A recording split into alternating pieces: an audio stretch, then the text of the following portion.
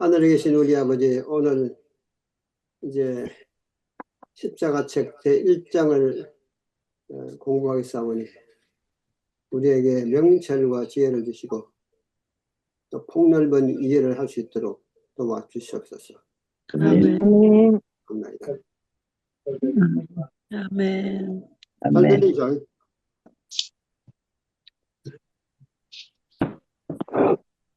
잘 안 들리면 손 드세요. 네.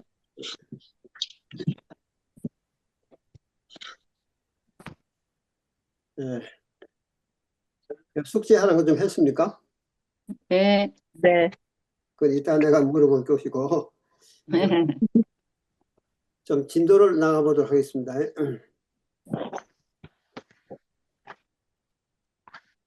우리의 이 공부는 방법이 말이죠. 십자가라는 책 그것 하나하나 지금 읽어나가고 그거 마스터하기 위해서 또 하지만은 그것이 중요한 게 아니고 전체적인 줄거리와 그 다음에 숲을 보는 그런 눈을 여러분들이 가르쳐 드리려고 하는 것이니까 이게 이제 낱낱이 나도 공부하면 한 6개월 내지 1년 걸리는 것이지만은 이거 우리가 몇 주 12번 정도나 15번 정도나 해가지고 이 책을 마칠 거예요. 어떻게 마칠 수 있느냐? 그게 이제 한마디로 우리가 말씀을 연구하는 또 기술이고 또 하나님께서 원하시는 방법이에요. 뭐 이것저것 알긴 하지만은 전체적인 스토리의 전개를 모르면 우리는 항상 다른 사람이 물을 때 대답할 자료를 찾지 못하게 되죠. 그래서 제가 항상 요약해 나가고 숲을 보는 눈으로 만들어 나갈 테니까 예, 이것은 공부를 안 해요. 저것은 공부를 안 해요. 이렇게들 생각하지 마시고 전체적으로 여러분들이 요약해 나가는 것에서 들어가게 되면 공부하는 것은 여러분 집에서 이제 책을 쭉 읽어 나가셔야 돼요. 이 책을 읽어 나가면 다 이해되게 돼 있어요. 그런데 이 줄거리가 어디까지 왔는지 이것이 전체의 구속 역사 속에서 내가 어느 위치에 있는지 내가 지금 다음에 무엇을 공부해야 될지 것인지를 이렇게 보는 넓은 눈을 여러분들이 가르쳐 드릴 테니까 그렇게 되면요 정말 성경 박사가 되는 거예요. 아하, 그랬으면 여러분들 지금 좋겠네요. 뭐 아브라함 사건, 이삭 사건, 뭐 누구 사건 쓰고 다 알잖아요. 다 아는데 이걸 어떻게 이건 이제 끼워 맞춰서 이제 이게 옥구슬처럼 멋있는 줄거리를 만들어내느냐 이 기술이 필요한 거예요. 그래 아시고 오늘은 제1장에서 이제 공부를 하겠는데 제가 용납된 이유 제가 용납된 이유에 대해서는 어떤 퀘션 마크가 안 생깁니까 여러분? 어떻게 생각해요?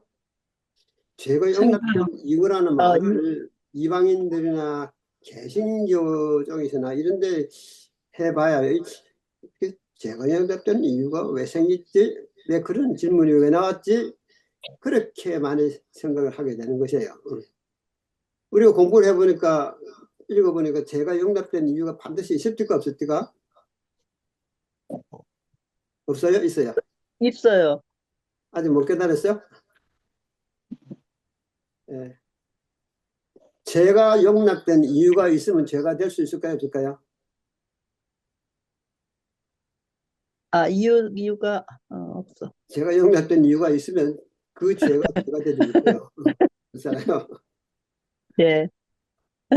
하나님은 그 이유를 알고 계신다고요. 오늘 우리가 이걸 좀 하나님의 비밀을 이제 밝혀보도록 해보겠습니다.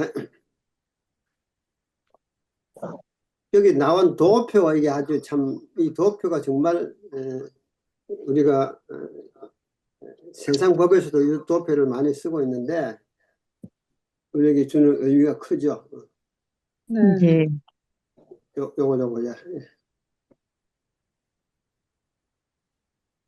이게 하나님 율법에 대한 이제 그 도표를 아주 이렇게 공의와 자비를 평등하게 모습을 나타냈는데 여기서 우리가 하나님의 죄가 용납된 이유에 대한 비밀이 숨겨져 있는 것이에요. 뭘 발견할 수 있겠습니까? 하나님은 사랑이시다. 마냥 공의로울 수 없고 마냥 자비로울 수 없지만은 하나님께서는 자비와 공의를 공존하고 계시다. 그런데 하늘 천사들과 인류는 이 두 개가 공존한다는 사실을 이해를 못하는 거예요. 그렇죠? 왜 이해를 못하느냐? 그는 이해의 범위 밖에 있는 것입니다. 이것이 어디서 이제 이것이 입맞추게 되었느냐면 십자가를 통해서 이렇게 십자가를 통해 가지고 사랑이 입맞추게 되고 예수님이 돌아가시는 공의를 통해서 또 입맞추게 되고 또 인류를 구원하시기 위해서 자기 목숨을 내놓은 사랑 때문에 입맞추게 되고 이렇게 하나님께서 해놓았는데 이것이 그러니까 이 루시퍼가 이걸 못 깨달은 거예요. 처음에는. 여기 한번 봅시다. 하나님은 사랑이시라. 이거 한번 읽어보시죠. 누가 읽을까요? 하나님은 사랑이시라. 그분의 본성과 그분의 율법은 사랑이다. 이것은 과거에도 그러하였고 미래에도 영원히 그러할 것이다. 그의 행하심이 예로부터 그러하시며 지존무상하며 영원히 거하시는 분은 변치 않으신다. 그는 변함도 없으시고 패전하는 그림자도 없으시니다. 아멘. 예나 지금이나 변함없는 것이 하나님 율법이고 하나님의 사랑이다.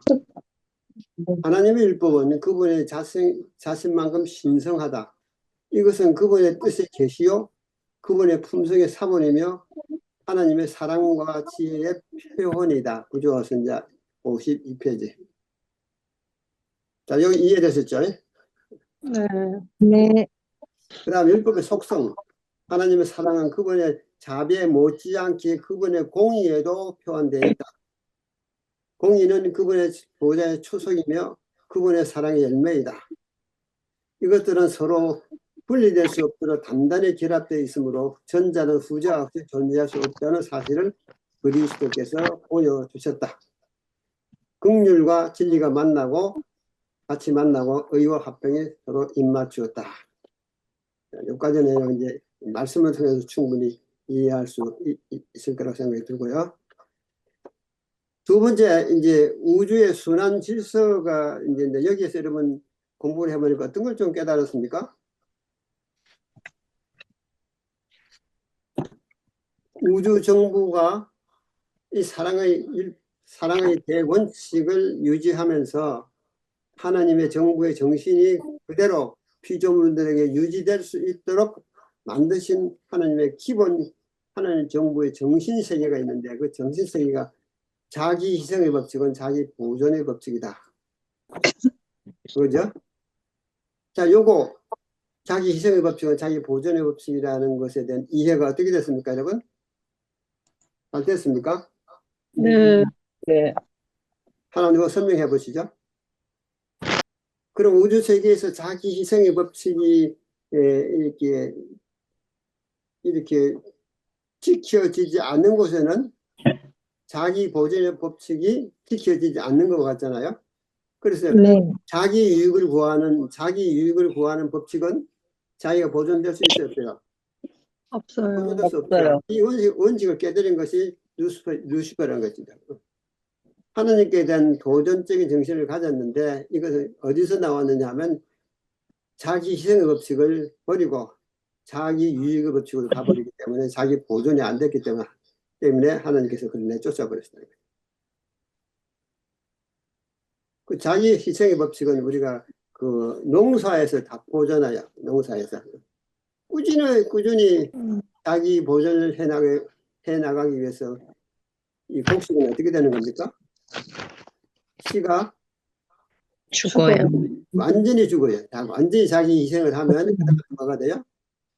자기 보존을 위해서 열매를 50배, 막 이렇게 2, 300배 이렇게 자기 보존의 법칙에 의해서 보존이 되는 것이죠. 이게 이제 자연계에서 나타나는 하나님의 법칙이고, 두 번째 법칙 하나 있는데 그것은 나눔의 법칙. 나눔의 법칙은 모든 하나님 우주 세계는 나누어 줌으로써 받는다. 이런 원칙을 갖고 있다는 거예요.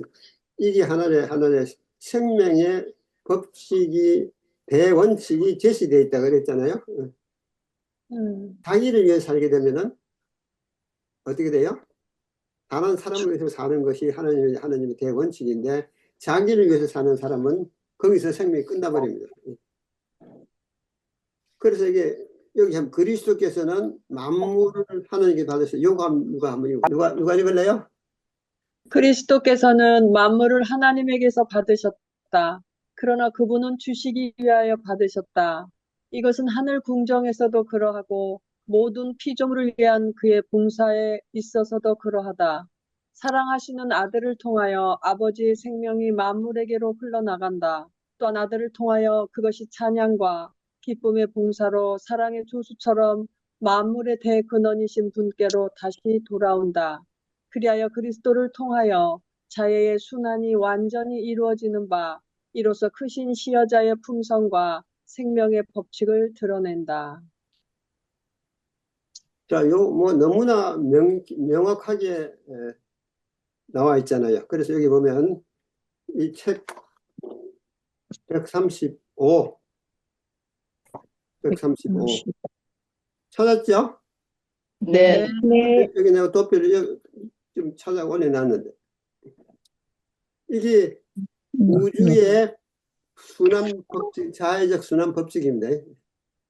자연적 순환 법칙. 우주의 법칙이 이렇게 섬기는 삶, 자기 영광을 구치 않는 삶, 그 다음에 자기 희생의 법칙, 이 세 가지가 우주의 순환 법칙이다 말이에요.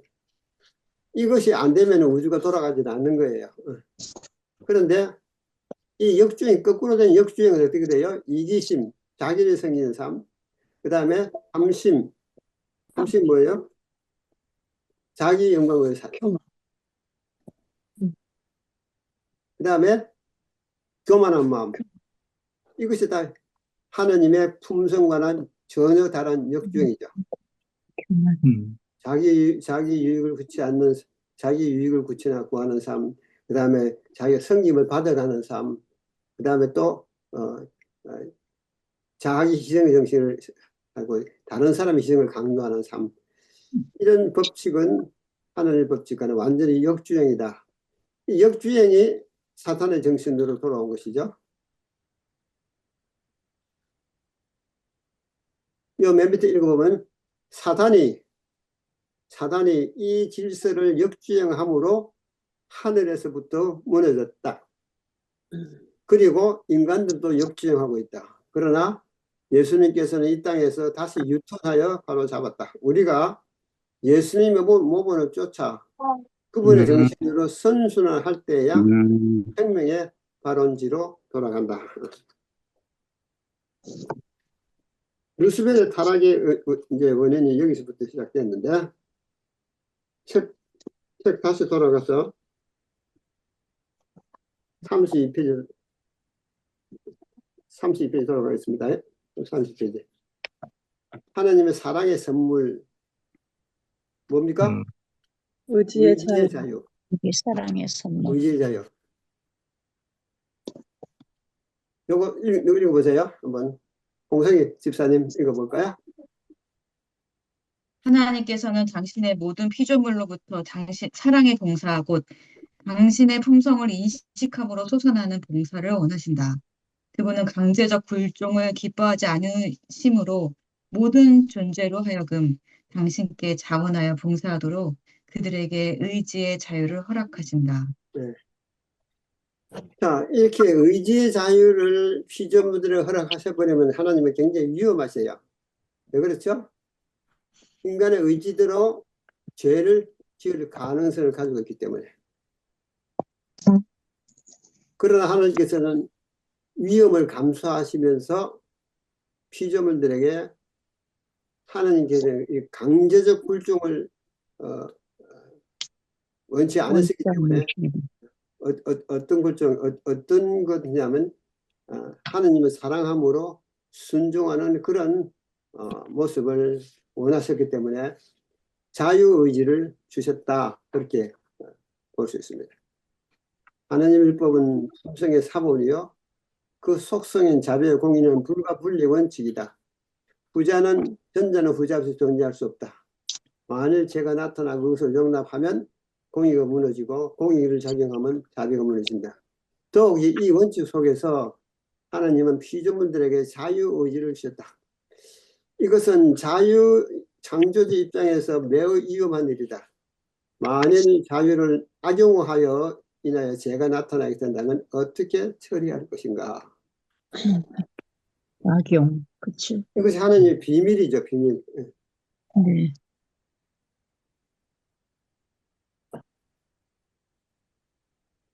그러면 여기 나온 것처럼 만일에 인생들에게 죄가 나타나고 피조물들에게 죄가 나타나게 될 때에는 어떤 일이 있어야 되느냐? 하나님께서 그 죄를 하나님의 자신이 감당을 하고, 왜냐하면 이건 하늘의 희생 정신이기 때문에 감당을 하고, 그 다음에 하나님께서 그 법의 공의 재판을 받기로 마음 가운데 작정이 된 상태에서 아담을 창조하신 거죠.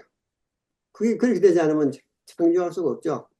그래서 거기에 누가 동의하셨냐면 예수 그리스도 아들 하나님께서 만일에 아담의 죄를 짓고 인류가 죄를 짓고 창조 피조물들이 죄를 짓는다면 그 죄값을 내가 지기로 하고 내가 지기로 할 테니까 하나님 창조사업은 계속하십시오. 그렇게 된 것이죠. 만약 그것이 누가 책임을 지지 아니한다면 창조사업은 거기서 정지입니다. 더 할 수가 없죠. 그것이 하나님의 딜레마입니다. 딜레마.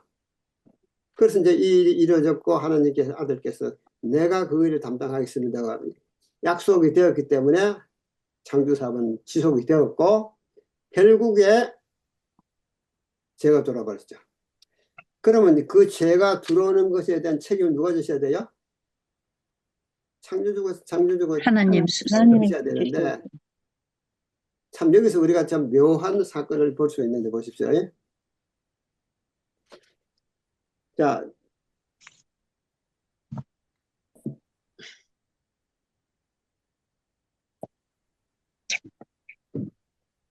여기 봐요. 여기 아담이 창조되기 전에 루시퍼가 먼저 창조되었는데 루시퍼는 하늘 조정에서 창조를 받았는데 이 루시퍼가 범죄했다고 하잖아요. 범죄. 누구보다 먼저 범죄했어요? 아담보다. 아담보다 먼저 범죄해버렸어요. 그러면 이렇게 범죄해버린 하나님 조정에 범죄해버린 이 주제를 가지고 하나님께서는 대책을 써봐야 되는데 아담이 창조하기 전입니다. 해야 되는데 거기서 우주의 심판 첫 번째 우리 책이 우주의 소송 사건과 심판 아닙니까? 네. 그러니까 사탄이 자기가 범죄해 놓고는 자기가 그 자기의 죄를 가리고 용서받는 길을 택하기 위해 가지고 하나님의 법을 물고 늘어진 것입니다. 오늘날 우리 한국 사회도 보면요. 죄를 지어놓고는 그 죄를 가리기 위해 가지고 다른 사람의 죄를 끌어들이든지 그 다음에 우리나라 법이 잘못되었다 하든지 그래 법이 잘못됐다고 법을 격화시켜버리면 죄가 성립되지 않거든. 그러니까 이제 법을 건드리는 거죠. 그와 마찬가지로 루시퍼도 자기가 범죄한 상태에서 벗어날 수 있는 길은 한마디로 하느님의 법을 바꾸는 거. 공교한 것이에요. 하느님의 법은 자비와 공의와 절대 어우르지 않는다. 하나님, 이게 하나님 법입니까? 그럼 어떻게 당신이 마냥 우리를 사랑할 수 있으며 마냥 우리를 정죄할 수 있습니까? 이 법은 우리가 피조물들 볼 땐 도저히 이해가 되지 않습니다 하고 공교한 거예요. 그래서 하나님께서 그러면 이 법이 얼마나 공정하고 공평하고 또 온 피조물들 지켜야 될 법인지를 보여주겠다고 하면서 유예 기간을 만들었는데 그것이 이제 결국에 아담의 창조입니다. 근데 루시퍼는 처단하지 않았습니다. 아직 안 했는데 처단하기 직전에 우주 앞에 루시퍼에 대한 심판을 했어요. 천사들 다 모아놓고 그 다음에 우주 법정을 열은 것이죠. 열어서 결국에 그 심판에서 오는 결과가 뭐냐면은 하느님의 법에 대해서 이렇게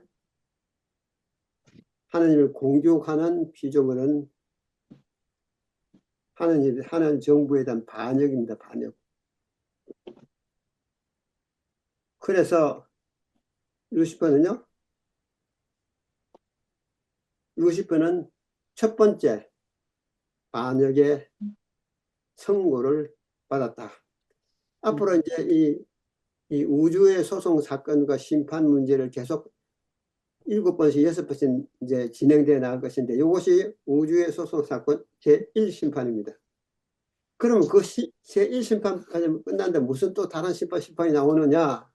문제는 법정에서 선고를 내렸는데 그 법이 정당하다. 그 죄인이 죄를 받아 정당하다는 사실이 공정하게 드러내려면 여러 배심원들이나 또 여러 공정한 입장이라는 사실을 드러내줘야만 하는데 이 문제를 두고 하나님께서는 이제 하늘 조정에서 회의를 열어가지고 이 죄는 루시퍼와 그의 동료들이 지은 죄이기 때문에 일단 루시퍼를 처단하고 그 다음에 또 그의 동조한 천사들 이제 처단할 수도 1단계, 2단계를 만들었는데 거기에서 반역에서 나오는 결과가 꺼지지 않는 영원한 불로 소멸시키는 겁니다. 그래서 말씀하세요. 허대한 유사님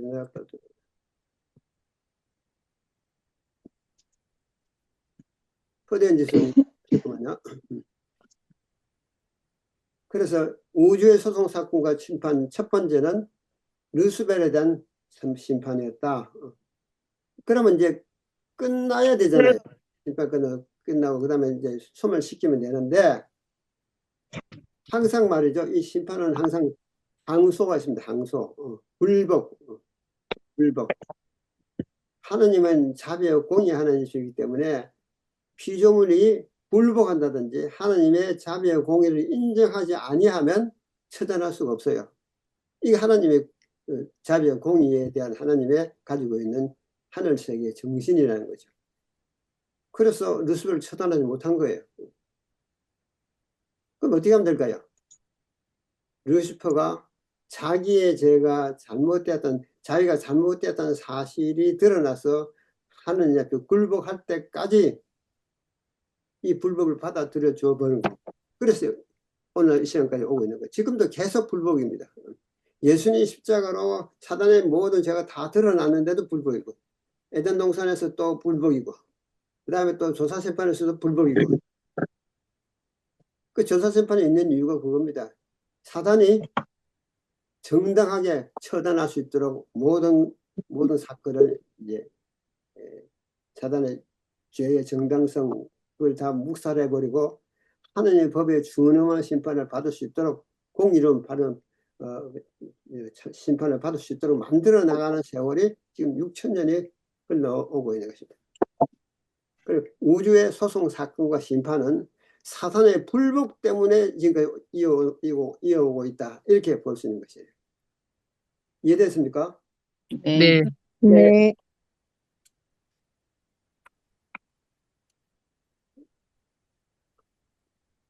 금방 내가 말씀드렸듯이 그게 그래서 그런 거죠.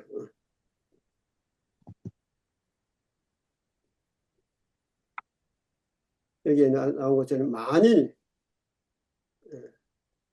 자유의지를 주셨는데 만일 자유의 악용으로 인해 죄가 나타나게 된다면 어떻게 처리할 것인가. 네, 그렇게 말씀하셨는데 제 결과로 인한 공의의 재판을 당하는 결과를 낳게 될 것이라는 전제되고 있어요. 이 모든 것은 하나님께서 스스로 이제 심판을 받으시고 이 문제를 처리하기로 작정하시고 결국에 이제 이 계속적으로 루스벨의 처단의 유보가 되어 오고 있는 것인데 루스벨의 처단이 유보되어 오는 상태에서 이제 아담의 창조함을 받고 아담의 죄를 지어버리니까 루스펠은 하나님 자기의 죄에 대한 동조자가 생겨버린 동조자. 인간들은 사탄의 죄에 대한 동조자들입니다. 그러니까 루스펠을 처단할 수 없는 거죠. 왜냐하면 처단하게 되면 누구도 같이 처단해야 돼요? 아담도 인간. 처단해야 돼요. 아담을 살려주면 루스펠 하는 말이 왜 아담을 살려주고 우리는 죽입니까? 라고 항소하기 때문에 그래요. 똑같은 죄를 지었기 때문에 그러는 거예요. 그러나 하나님께서는 인간들은 사탄으로부터 속임을 당했기 때문에 하나님께로 돌아갈 수 있다. 아담은 스스로 죄를 만들었기 때문에 긍휼을 받을 수가 없지만 인간들은 하느님으로부터 긍휼을 받을 수 있는데 그것은 사탄은 인간 앞에서 변장하고 그 다음에 또 솔직히 말해서 오늘날 말하면 사기를 친 것이죠. 그렇게 해서 아담을 범죄하게 했기 때문에 인간들은 예수 그리스도의 보혈을 통해서 돌아갈 수 있는 은혜가 주어졌다 이렇게 볼 수 있는 것입니다. 그건 여러분들 좀 다 거의 아는 사실이기 때문에 더 반복 안 하겠습니다.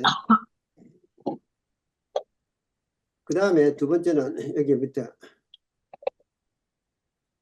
의지의 자유는 피조물을 향한 하나님의 사랑의 표현이요 하나님의 기쁨이다. 하나님의 창조 사업은 그 결과에 대해서 책임을 지시기로 약속된 신성들과 약속과 함께 만대로부터 감추어진 비밀 안에서 진행되어 왔다. 그 뒤에 한 단락 요거 마지막까지 한번 누가 읽어주세요. 내가 목이 아프니까. 결국 결국 우주에는 죄가 나타났고 만대로부터 감추인 비밀은 공개되었고 약속대로 희생이 치루어졌다. 네, 하나님 자신이 심판을 받으셨고 모든 사람이 생명을 선택할 자유의 기회가 주어졌다. 이 희생을 받아들여 구원받은 일은 죄인들의 선택에 달렸다. 그러나 사탄이 끊임없이 유혹물을 가져오고 인간들을 낙심하게 하여 뒤로 물러가게 만든다.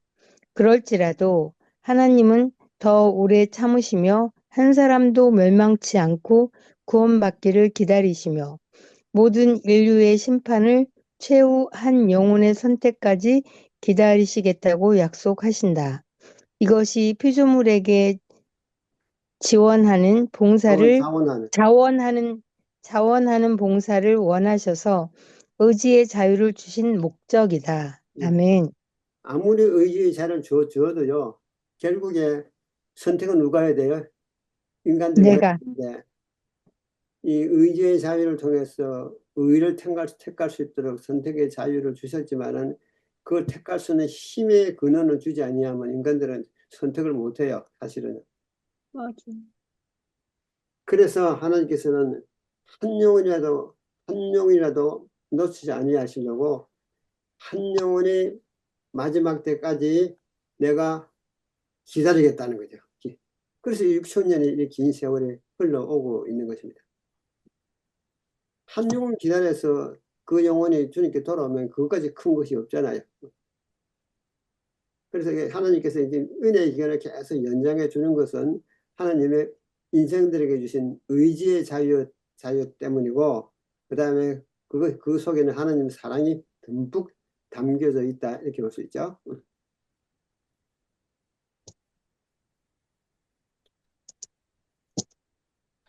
우리가 자녀들을 키워보면 알겠지만은 자녀들에게서 의지를 강제해버리면 자녀들이 부모를 잘 섬길까요? 그렇지 않죠. 그러나 그들에게 의지의 자유를 주고 선택의 자유를 주어서 그들의 선택에 의해서 부모를 효도하고 잘 섬긴다면 거기에는 놀라운 하나님의 사랑과 부모의 사랑과 자녀의 사랑이 귀합이 되어서 모든 것이 평정하고 평온하고 평화스럽게 되는 것처럼 하늘도 이 문제를 처리하는 일에 있어서 마냥 기다리는 것 같지만 하나님의 시간표가 있어요. 하나님은 사실은요, 천년의 하루 같고 천년의 하루가 천년 같고 천년의 하루 같은 분이시기 때문에 지금부터 천년을 기다리셔서라도 인류가 주께 돌아오기만 한다면 또 하나님께 기다리실 거예요. 그러면 하나님께서 이 루시퍼를 처단하고 이 지구성의 심판의 종지부를 찍는 데는 언제냐? 그것은 하나님께서 은혜를 베풀어도 돌아올 수 없다는 그 한계선이 와서 이제는 전혀 불가능을 할다고 봐질 때 그때 끝나는 거죠. 지구성에 6천년 오고 있는데 앞으로도 얼마 안 있으면 하나님의 이 은혜의 잔이 사단의 인류의 은혜의 잔이 넘치고 결국에 하나님께서는 인류를 심판할 수밖에 없고 루스퍼를 심판할 수밖에 없다. 그렇게 볼 수 있습니다. 이 의지의 자유는 매우 중요한 것입니다. 자, 여기 이제 두 번째 창조자 구속자 아들 그리스도 이제 이걸 잠깐 설명드리겠는데 내가 지난번에 내가 숙제 내는 거 있죠? 네. 숙제 내드린 거 뭐였죠?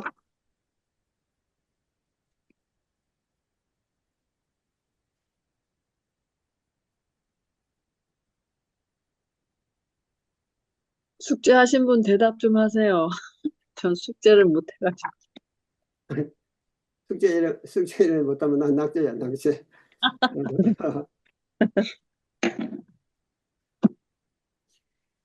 홍성희 집사님 숙제 안 하셨나요?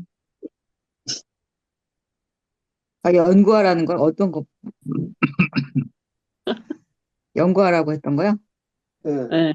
십자가를 통해서 죄의 문제가 객관적으로 해결되었고 두 번째로 중보 사역을 통해서 주관적으로 해석되었지만 아직까지 뭐가 남아있다고요?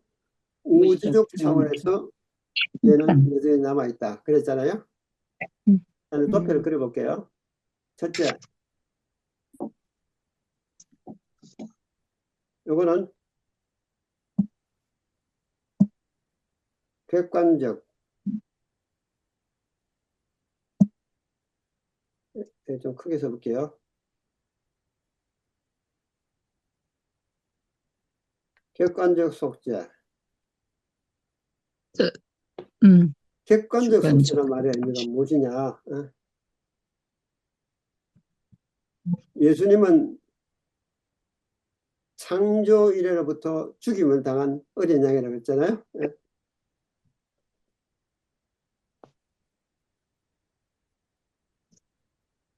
왜 그러냐면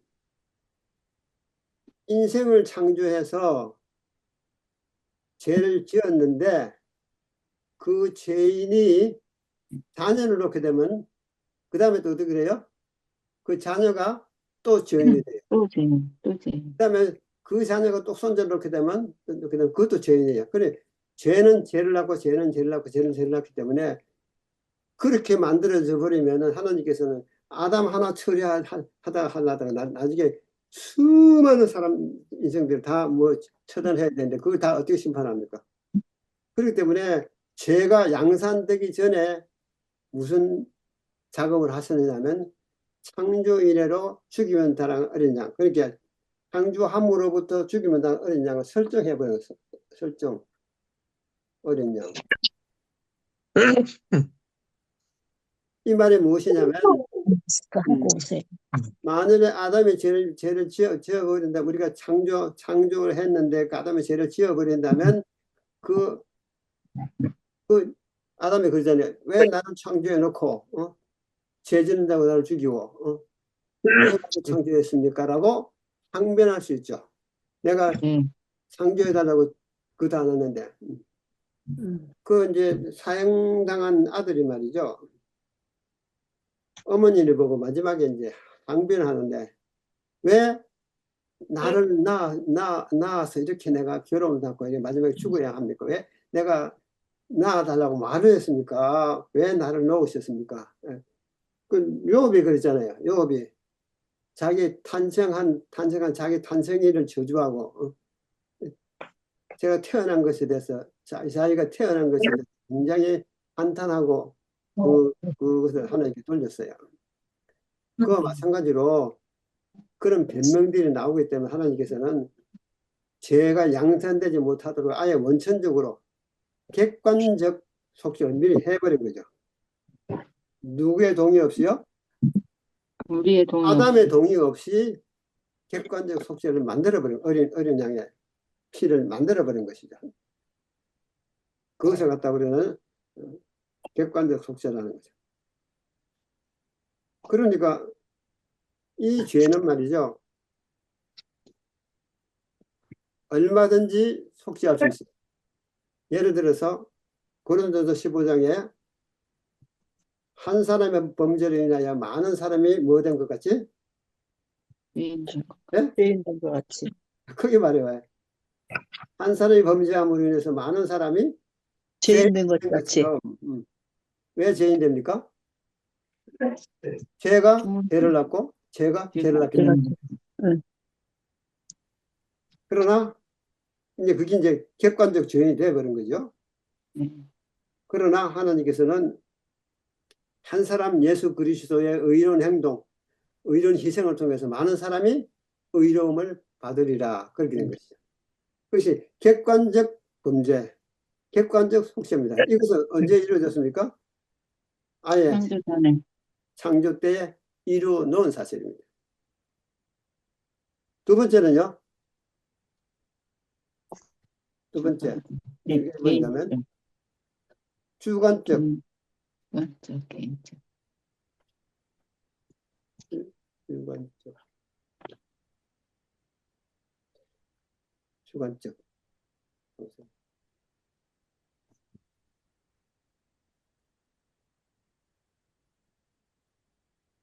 주관적 속죄.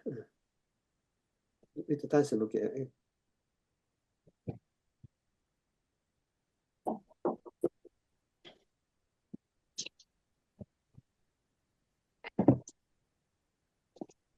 주관적 속죄는 내 의지에 관계 있게 죄를 짓는 거죠.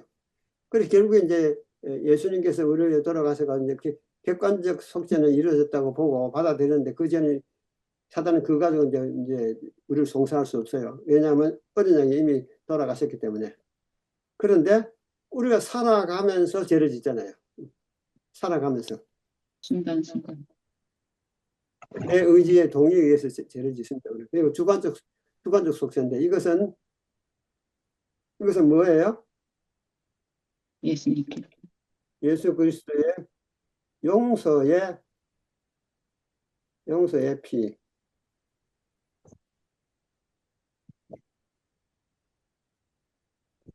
주관적 속죄.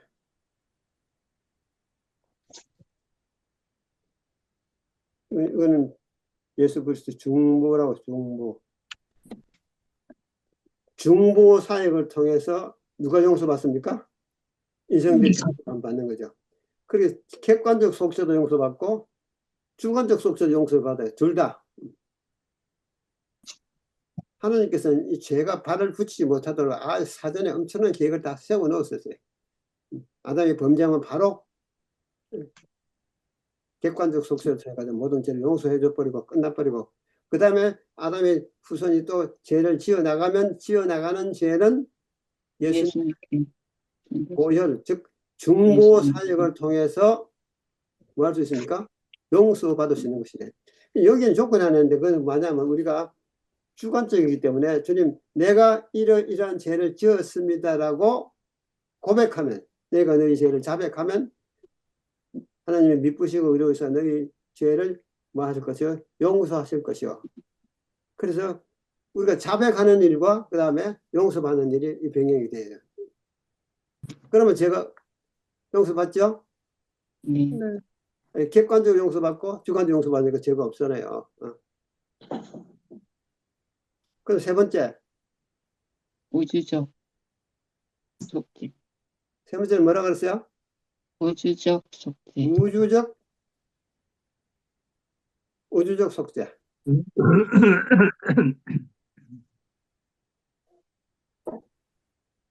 우주적 속죄. 왜 우주적 속죄가 이 말이 붙게 되느냐면요.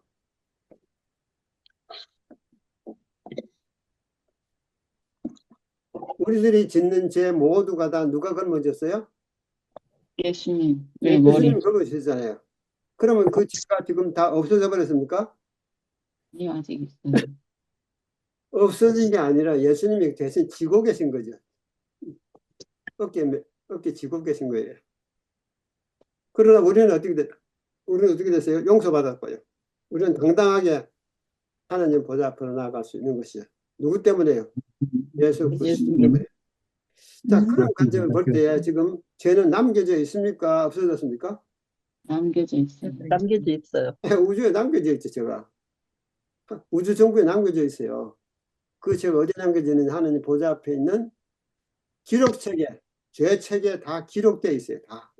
하나님께서는 그 기록책을 다 말끔히 지워야 우주적 속죄가 완성이 되고 우리가 객관적 속죄도 받고 주관적 매일 용서받잖아요. 우리가 이런 죄를 지었습니다. 저런 죄를 지었습니다. 용서해 주십시오. 다 용서받았어요. 그런데 죄는 어디에 기록이 되죠? 우주. 여러분들의 기억 속에 제가 다 기록이 되어 있어요. 하늘 기록책에 다 기록이 되어 있듯이 우리의 기억 속에도 다 기록이 되어 있다고요. 그래 그 죄가 어디에 남겨져 있어요? 우주에 남겨져 있는 거예요. 하나님께서는 이것을 원래 죄를 가져온 사단에게 다 넘길 계획이죠.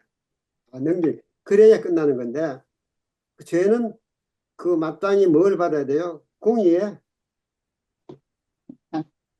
심판을 받아야 되고 공의와 자비가 어울려진 하느님의 보좌 앞에서 심판을 제대로 받아야 되거든. 요것을 포함해서 사단을 처단해야 되는데 이 문제를 두고 지금 하나님께서 이제 우주적 속죄적 이 사건을 처리하는 일을 계속적으로 죄를 지어져 나가면 계속적으로 용서해주면 계속적으로 죄를 짓기도 끝없는 세월로 죄를 지어 나가기 때문에 하나님께 죄가 안 끝나요. 그래서 하나님께서는 상한선을 뒀어요. 그것이 이스라엘 백성들로 봤을 때는 7월 10일 대속죄일입니다. 이스라엘의 7월 10일 대속죄일날 지나가서 죄가 남겨지면 돼야 안 돼요? 안 돼요. 예? 안 되죠. 크게 말해보세요. 크게. 안 되죠. 안 되죠. 그래서 하나님께서는 7월 10일 이후에 죄가 안 남겨지기 위해서 하나님 보좌 앞에 가서 이스라엘의 죄를 돌아보고 제사장이 목에 걸고 있는 12지파의 흉이 뭡니까? 심판의 그 보석들을 바라보고 그 보석 가운데서 만일에 한 지파의 보석에서 구름이 끼어서 빛이 나지 아니하면 그 지파의 죄가 남겨져 있다는 거죠. 그래서 다시 지성소 들어갔다가 다시 나와가지고 그 지파에 만일에 베냐민 지파라면 베냐민 지파에 불러 모아가지고 너희 지파에 제가 남겨져 있다. 그래가지고 이제 제비를 뽑아가지고 만일에 베냐민 지파 어느 족속에 누가 어느 가정에 죄가 남겨져 있다가 제비를 딱 뽑아가지고 그 죄에 뽑힌 그 사람의 죄를 짓고 받고 그 다음에 광야로 내버려가 처단해 버립니다. 돌로 쳐서 처단해 버리고 다시 성소로 지성소 들어가서 이제 보석을 다시 보는 거죠. 이렇게 봐서 12지파의 모든 지파의 그 보석에서 밝은 빛이 나오면 이스라엘의 모두가 정결하다는 거예요. 그런 행사를 하는 것이 대속죄인데, 또 대속죄 지나면 이스라엘에 죄가 남겨져 있어요, 없어요? 없어요. 없죠. 없어요. 네. 그러면 하나님의 지성소 안에서도 죄가 안 남겨져 있고 이스라엘 백성 중에서 안 남겨져 있잖아요. 그것이 네. 마지막 심판이라는 거죠. 네. 그래가지고 만일에 이제 보석 전체가 뭐가 되면요, 빛이 하나가 빛이 이스라엘 나요. 정결하다는 것이 드러나게 되면 그럼 죄가 어디서 왔을까요? 그래가지고 이제 피를 다시 가지고 나와요. 지성소 들어갔던 피를 다시 가지고 나와가지고 딱 제 장본이 하나 있잖아요. 사단.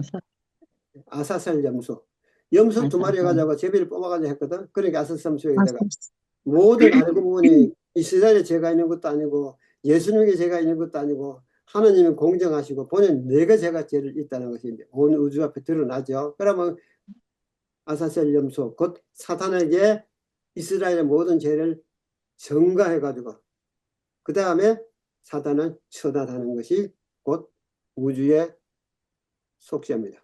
우주적 속죄. 속죄. 그 우주 속죄라는 것은 누구의 죄를 벗겨주는 것입니까? 사탄. 아니요. 우리의 예수님 어깨에 넘겨져 있는 그 죄를 모든 짐을 죄를. 벗겨주는 거예요. 그렇죠? 예수님 어깨, 네, 네. 예수님 어깨에 짊어지고 있는 죄. 예수님께서 다 걸머지셨잖아요. 네. 네. 걸머지셨는데 예수님도 거룩하시고 죄가 없으시고 그런데 예수님께서는 인생들을 사랑하시고 하나님 법을 사랑하시기 때문에 걸머지셔가지고 당분간 유예를 주시고 기다리셨는데 이제 더 이상 기다릴 수가 없어. 하나님께서는 이제는 내 아들 그리스도가 옳은 것이냐 이스라엘이 옳은 것이냐 사단이 옳은 것이냐 최종 판단해서 처단하겠다는 거죠. 그래서 결국에 7월 10일 대속죄일 날 이후에는 이스라엘의 죄가 없어요. 그것을 우주적 속죄라. 자, 이 세 가지 속죄 아시겠죠? 네, 너무 재밌어요. 객관적 속죄, 주관적 객관적 속죄, 속죄, 우주 속죄 주관적 모든 속죄. 것이 다 끝나야 우주의 공정한 심판이 끝나고 그 다음 죄가 누구에 넘어가요? 사단. 사단에게 넘어가서 사단을 유황불로 최종적으로 처단하는 것이 돼야 끝납니다. 이 그런데 속죄라는 걸 이제 모든 것이 정결하다는 것이 결정이 나고 그 다음에 죄를 이제 다 조사를 해서 다 깨끗하단 말이에요. 그러면 하나님께서 명령을 내리십니다. 첫째, 이스라엘 백성들의 마음속에 남겨지는 죄의 기록을 다 지워버려라. 두 번째, 하늘 기록책에 남겨져 있는 하늘 기록책에 남겨져 있는 죄는 어떻게 있어요? 기록이 되어 있는데 거기에 빨간 줄로 예수 그리스도의 어린 양의 피로 용서함이라고 다 적혀 있는 거예요. 다 적혀 있죠. 다 적혀 있죠. 우리의 하늘 농면책에도 우리 기록책에도요. 여러분들의 이름 아래 죄 목록이 다 나와 있는데 그 밑에 예수 그리스도의 피로 용서함이라고 써놓은 거죠. 그렇기 때문에 용서함 받았기 때문에 정결하잖아요. 그렇기 때문에 이제는 그 기록을 지워버려라. 그 하늘 법정에 있는 모든 기록을 지워버리는 일이 있게 됩니다. 그렇게 되면 그 기록을 지워버리면 우리의 생각 속에 있는 죄도 완전히 지워져 버리죠. 그때 되면 여러분 죄가 생각이 안 나요. 너무 좋아요, 그럼. 네? 너무 좋겠다고요, 그럼. 놀라운 일 아닙니까? 놀라운. 아마 죄의 맛을 잃어버리는 거죠. 하나님께서 이걸 하시겠다는 거죠. 아멘. 아멘.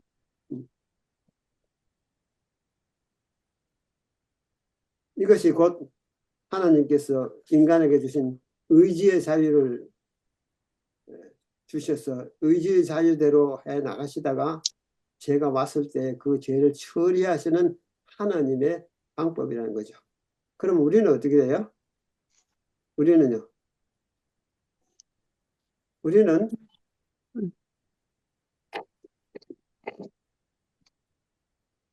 거룩한 야, 거. 이번에 죄를 한 번도 진 거, 강의를 좀 했는데요. 자, 이제 내가 또 다른 각도에서 말씀드릴게요. 7월 1일부터 7월 10일까지 며칠가 됩니까? 열흘간 7월 10일 무슨 날이에요? 대속제일. 속죄일. 대속죄일. 대속죄일이죠, 그죠? 네, 요 날 이후는 죄가 용납이 안 됩니다, 그죠? 네, 그런데 요때 하나님께서 이제 죄를 영원히 속죄하는 영원한 속죄. 속죄를 하는데 하나님께서 인생들의 모든 죄를 영원한 속죄를 하시는데 한 가지 조건이 있어요. 그 조건이 무엇이냐면 이 열흘간 10일간 하나님께서는 이스라엘 백성을 다 성소주의에 모이게 해놓고는요, 백성들에게 가르쳐요. 뭘 가르치느냐? 뭘 가르치느냐면요, 십자가가 높이 들리게 만들어요. 높이 들리게.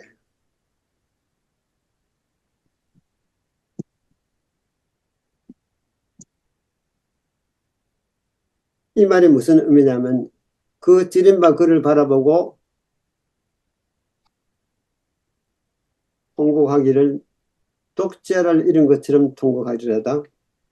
스가랴서 12장이 나오죠. 예. 그 다음에 예수님의 돌아가신 광경을 바라보고 내 장자를 잃은 것처럼 안식하리로다 그랬잖아요. 네, 예수님이 돌아가신 것이 내 죄를 위해서 돌아가셨는데 한마디로 하나님께서는 거기에 하나님의 슬픔이 포함되어 있다는 거죠.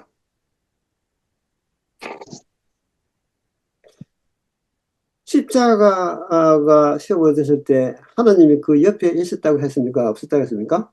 있으셨다고 했어요. 네, 옆에 있었다고 했습니다.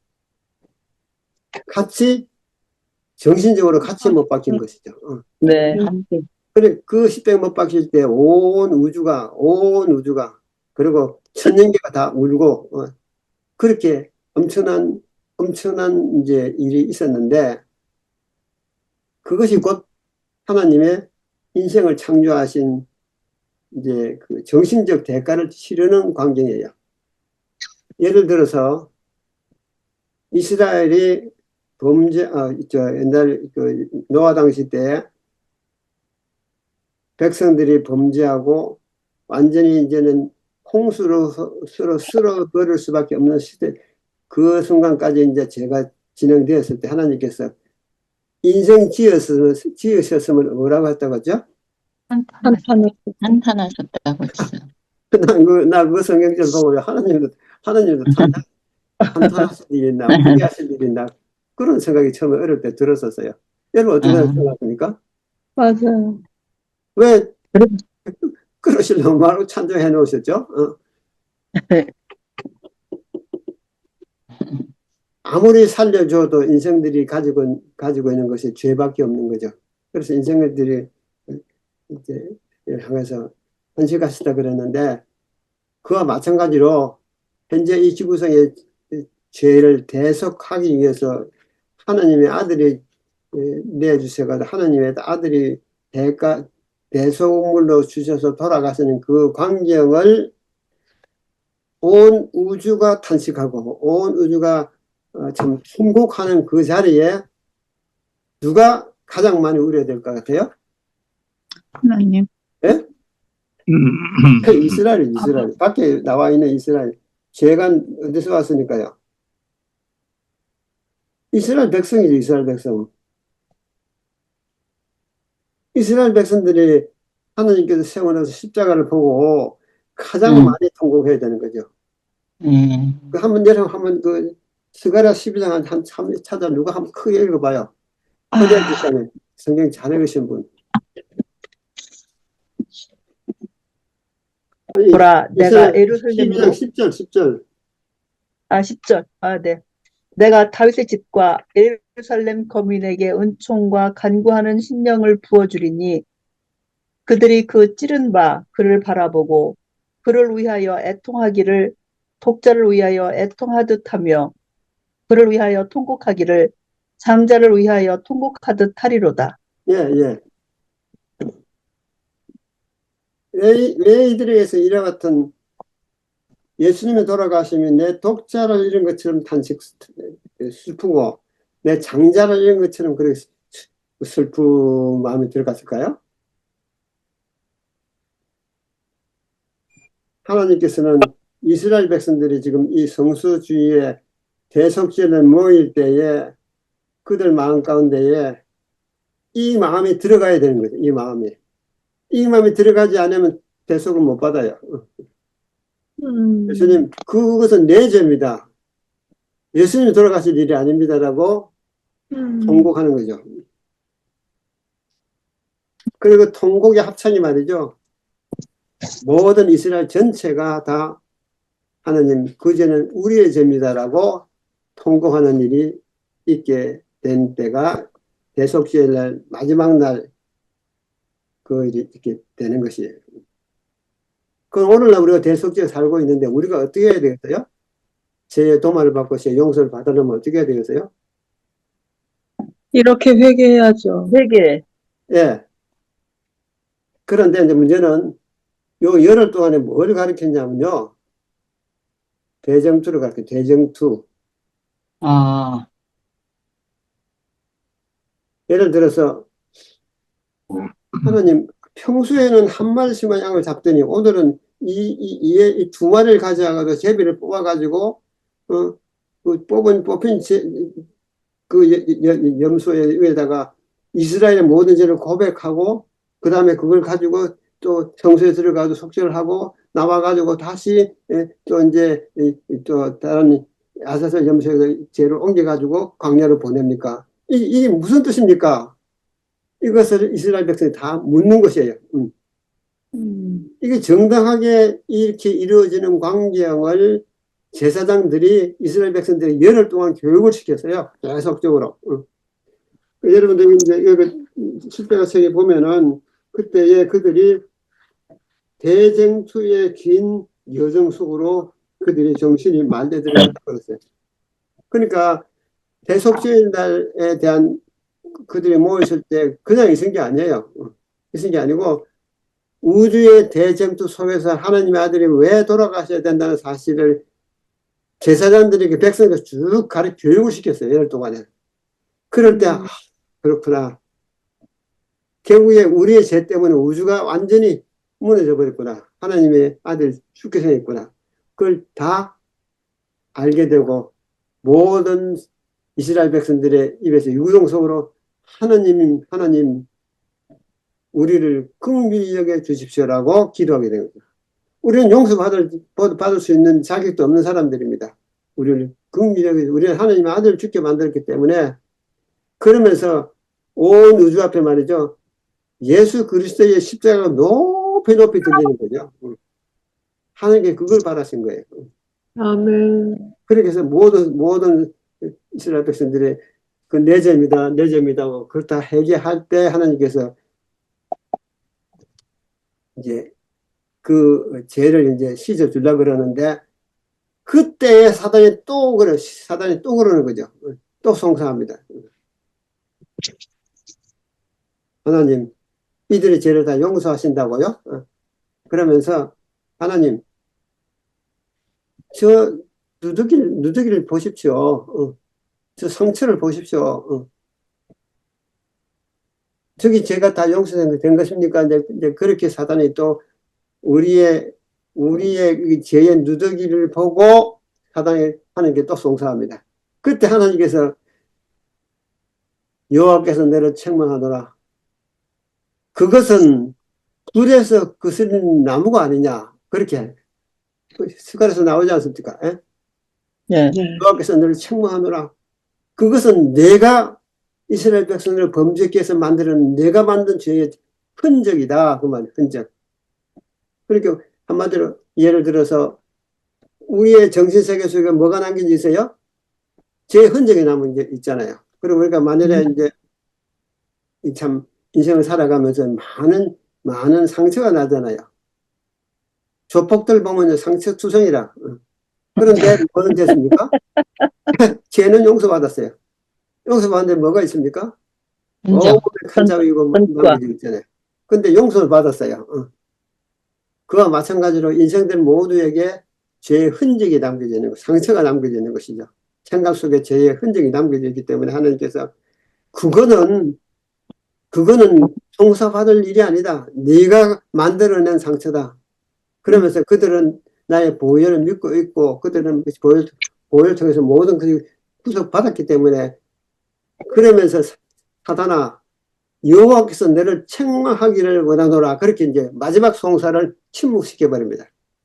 그러면 하는 말이 그 옆에 있는 천사에게 그 이스라엘 백성들의 죄를 그 더러운 옷을 벗겨버려라 명령이 주어진 거예요. 이게 최종적인 정결입니다. 하나님 마지막 사단이 송사하고 그 죄의 흔적을 없애버리는 명령이 주어질 때, 그것을 벗겨버리는 명령이 주어질 때 우주의 속죄가 끝나는 거죠. 이것이 대속죄로 있었던 하나의 행사였어요. 근데 거기에 높임받는 것이 그리스도였어요. 그리고 이스라엘의 모든 죄는 용서받고 그렇게 된 것이죠. 그래서 이스라엘 대속죄일에 나타난 상황은 그렇습니다. 오늘날 하나님께서 우리에게 이제 죄를 용서해주고 대속해주고 마지막에 이제 대종투의 종기부를 끊으려 그러는데 이 상황을 재현할 수가 없는 거죠. 다시 말해서 이제 한 예를 들어보면 아브라함이 조금만 더 하고 마치겠죠.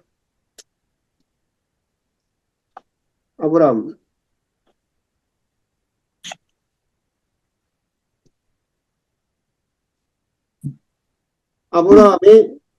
하나님으로부터 명령을 받아서 이삭을 제단 위에 올려놔라. 제사를 지내라 그 말이죠. 그래서 이제 이삭을 제단에 올리고 제사를 지낼 때에 하나님께서는 아브라함에게 하나님께서 자기 아들을 주셔서 인생을 구속했던 구속의 이야기 전체에 대한 그 구속의 정신을 심어주기를 원하셨어요. 그래서 갖다가 구속의 하나님의 심정, 그것을 심어주기를 원하셨습니다.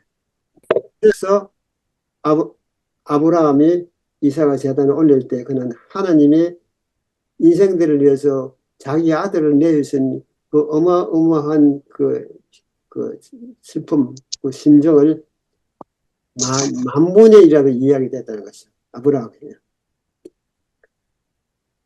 그래서 아브라함의 제단 앞에 자기 아들을 드릴 때에 십자가의 구속의 실제를 그가 경험하게 됐다. 실체 경험하게 됐다 그랬어요. 시대 소망에. 그래서 우리 마지막 백성들에게는요, 이 실체, 구속의 실체가 우리에게 경험되기를 바라는 거죠.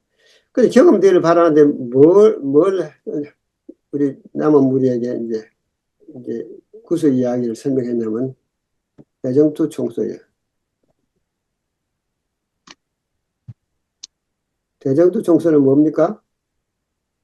우주의 구속의 이야기입니다. 이제 이 마지막 백성들의 제 도발을 받고 이제 한마디로 이스라엘의 탄식이 우러나서 하나님 그 죄는 내 죄입니다라는 그런 울부짖음이 우러나올 수 있는 경지를 만들어 나가려면 하나님께서는 우주의 대정투 역사를 설명할 수밖에 없어요. 그래서 하나님께서 우리 남은 무리에게 대정투 총소를 준 겁니다. 그 우리가 읽어보니까 어떻습니까? 예? 누가 죄인이고 누가 참 용서받고 어쨌든 다 나오잖아요. 네. 그러냐면요, 사단은 정당하게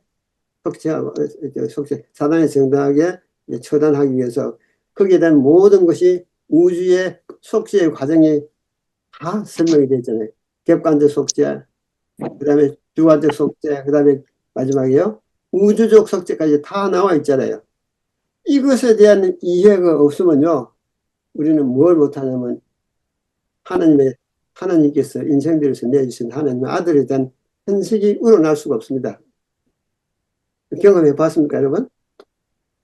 하늘을 내주셨다는 것에 대해서 우리가 경험이 안 되는데 대정부 총서를 읽어보면 이해가 된다니까요. 그쭉 읽어보면요. 십자가 높이 드는 시대 소망이 나오고 그 다음에 하나님께서 이 인생들을 위해서 자기 아들을 내주신 구주와 선지자의 그 고뇌가 나오고 전체적으로 나오듯 대정도의 흐름이 쭉 나오잖아요. 그래서 남은 무리에게 대정도 총서를 주셨어요. 그런데 대정도 총서를 읽고 우리가 하나님의 그 십자가 심정으로 돌아가는 일이 우리의 무딘 심령이 그걸 이해 못하고 있기 때문에 이해 안 되고 있는 거예요. 내가 지금 대통령 총서를 계속 이렇게 가르치는 이유는 이 대속죄일에 남은 백성들이 하느님의 심정으로 돌아가는 것이 무엇이라는 사실을 우리가 배우기 위해서 대통령 총서를 읽는 겁니다. 이거 안 읽으면요 마지막 백성들에서 자격이 없어요. 이해되지 못하면요. 그래서 아브라함이 이삭을 제단 앞에 드릴 때 하나님의 이제 그 속죄의 실체를 경험했듯이 우리가 마지막에 속죄의 실체를 경험하게 될 때에 우리가 탄식이 그다음에 궁곡이 마음속 깊은 곳에 우러나게 되는 거예요. 여러분 예수님께서 우리를 위해 돌아가셨다는 사실 앞에 눈물이 쏟아져 나옵니까 안 나옵니까? 예? 나옵니다. 예? 아직 나옵니다. 몰라요. 뭐. 큰일 났어요. 그게 그렇게 만들어지겠다는데 전쟁 하나 있어요. 우리는 그게 잘 안 돼요. 그렇잖아요? 그런데 네. 여기 한 가지 있어요. 은총과 간구하는 영. 은총과 간구하는 영. 신령이라는데 신령이 아니고 영이에요. 영. 은총과 간구하는 영을 부어주리니 그랬거든요. 은총과 간구하는 영을 우리 받아야 돼요. 이거 기도하셔야 돼요. 십자가를 바랄 때 우리는 눈물이 쏟아지지 않습니다. 주님. 우리에게 은총과 간구하는 영을 부어주십시오. 그렇게 해서 그 간구하는 영을 계속 우리는 하나님께 요구를 해야 돼요. 이게 뭡니까? 대속죄일의 통곡의 무리에 가담하는 전제입니다. 전제. 여러분 그런 전제 경험하기 원합니까? 네. 그게 돼야 돼요. 간절히 원하죠. 되면 우리 베레아 사람들도요. 십자가 사건 나오면 전부 다 통곡에 나오게 되는 겁니다. 저도 아주 깊은 그런 견지까지 아직까지 도달 못했는데 그러나 그런 십자가 사건 자체는 내게 굉장히 충격이에요. 충격. 그래서 저도 계속 기도하면서 하나님 십자가만 바라보면 내게 눈물이 쏟아지게 해주십시오. 그렇게 하고 있어요. 어떤 때는 굉장히 슬퍼요. 마음이 굉장히 슬퍼요. 이것은 하나님의 슬픔이고요. 우주의 슬픔이고요. 그리고 우리의 슬픔입니다. 이 슬픔에 우리가 동참해야 하나님께서 그 죄를 씻어버려라. 그 생각 속에 있는 모든 죄를 지워버려라. 그렇게 명령에 나에게 대해서 우리는 늦음이 받고 하는 삶을 마치게 되는 겁니다.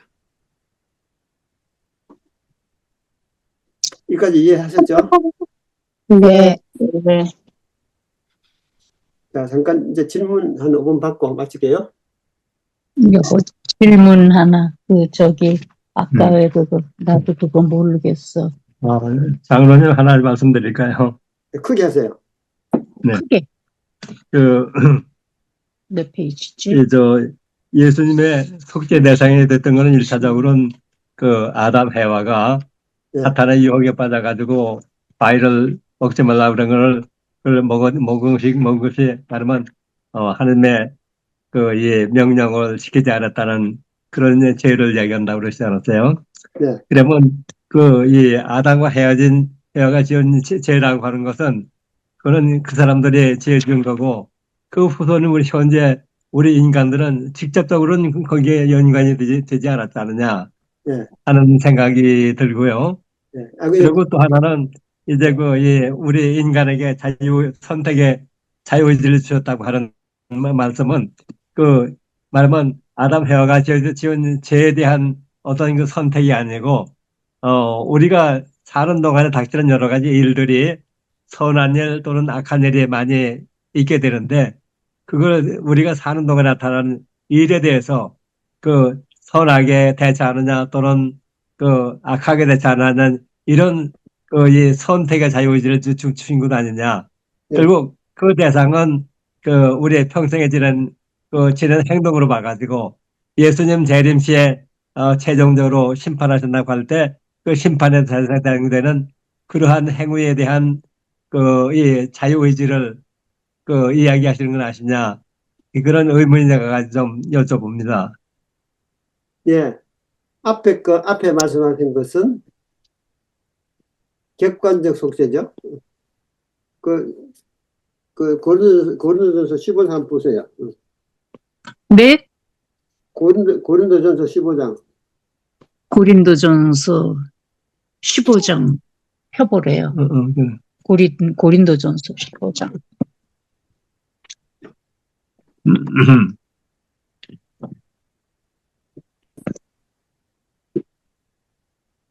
허대한 집사님. 잠깐만요. 어디서 여기 없어? 고린도전서 완전히 끄고 있네. 네, 목사, 장로님 말씀하세요. 여기 한번, 한 사람이, 범죄를 낸 모든 사람이 죽은 것처럼, 그 다음에 한 사람이 의로운 행동으로 모든 삶을 그걸 찾아가 읽어주세요. 몇 절인가요? 15장 몇 절이요? 예, 가만히 보세요. 15장 22절 읽을게요. 아담 22절. 안에서 모든 사람이 죽은 것 같이 그리스도 안에서 모든 사람이 삶을 얻으리라. 보세요. 아담 안에서 모든 사람이 죽은 것 같이 그랬잖아요. 그러면 지금 집사님 말씀하신 것처럼 결국에 우리의 동의 없이 우리가 모두 죽게 되었잖아요. 그런데 22절에 그리스도 안에서 모든 사람이 삶을 얻으리라 그랬잖아요. 삶을 얻으리라. 네. 그리스도 안에서. 그래서 우리는 이 아담의 지은 원죄에 대해서는 책임이 없어요. 원죄라 그러거든요. 그러니까 우리가 태어나지도 않았는데 아담의 죄 지었다고 우리가 죄인이 돼버리고 이거는 원죄거든요. 그리고 이거는 예수님께서 다 속해버렸다는 거예요. 예수님께서 다 살해주셨다고. 다 끝내버렸죠. 사단 소리할 수 없어요. 근데 우리가 이제 살아가면서 짓는 죄들 있잖아요. 그거는 중보 사역을 통해 가지고 우리가 뭐 하면요. 우리가 하나님께 죄를 용서를 구하면 하나님의 보혈의 피를 통해서 용서해 주시는 거죠. 그래서 용서의 기록을 정확하게 남기는 거죠.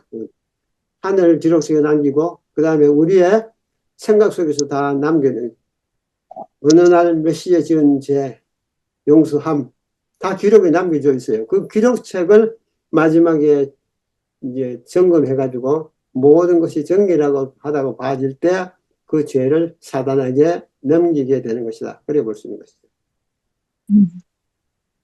대답됐습니까? 네, 고맙습니다. 네. 그리고 하나 더 좀 여쭤볼까요? 네. 이제 맨 앞에 공의와 자비, 여기에 이제 균형장서 이제 사랑이라는 걸 표시하셨는데, 네. 이 공의와 자비는 뭐는 정반드시 서 있는 것이죠. 예. 그러면 어떻게 이거를 균형 잡게 사랑을 베풀 거냐. 결국은 공의를 택하면은 공의에 따라서 대처하게 되면은 자비가 나타나지 않을 수 있고 자비에 따라서 하게 되면 공의라고 하는 것의 입장에 그걸 완화시키는 그런 입장이 되는데 이게 어떤 균형을 찾을 수 있는 건지 하는 걸 좀 말씀해 주시면은 좋겠어요. 예. 그거는 하느님만이 할 수 있는 일인데 왜냐하면 하나님의 법이기 때문에 그래서 하나님께서는 공의를 세우기 위해서 하나님의 아들이 십자가에 달리셔서 돌아가심으로 공의를 세워버렸어요. 이해됐죠? 두 번째, 아들의 생명의 피를 우리에게 나눠주시고, 우리를 위해서 그가 대신 돌아가셨기 때문에 사랑이 세워진 것이죠. 네. 그래, 하나님의 아들이 돌아가신 것은 두 가지 측면입니다. 하나는 하나님의 법에 전능한 심판을 받는 공의 측면이 이루어졌고, 그 다음에 인생을 사랑하시는 하나님 극진한 사랑의 표현이 아들을 우리에게 주셔서 우리를 용서하시고 죄를 도말해 주셨다는 사실 때문에 하나님의 자비가 이루어진 것이죠. 그래서 이게 한마디로 그건 사회 측면에. 예, 그 둘 다 십자가에서 이루어졌어요. 둘 다. 사단이 보니까 기가 막히거든요. 기가 막히고 그걸 사단이 그때는 몰랐다는 거죠. 처음에. 알고 보니까 하나님께서 그 인간들의 피조물을 짓는 죄를 그가 스스로 담당하시고 그 다음에 하나님의 사랑을 확정하셨다. 이렇게 봐요. 자, 이해됐죠? 예, 예, 예. 고맙습니다. 오늘 공부가 조금 이해가 됐습니까? 이제 네. 진도를 좀, 진도를 나가면 제가 정답된 이유는 이제 확실히 이해가 되었습니다. 다음, 이 1과는 다음에 한 번 더 공부를 하고 이제 2과로 넘어가겠습니다. 질문 없죠? 하나 있습니다. 저기 33페이지에 네. 예, 33페이지 윗부분에 보면은 여섯 번째 줄에 시여자의 품성과 생명의 법칙을 드러냈는데 시여자가 무엇인지를 모르겠습니다. 시여자는 하나님이시죠? 하나님이세요? 예, 예.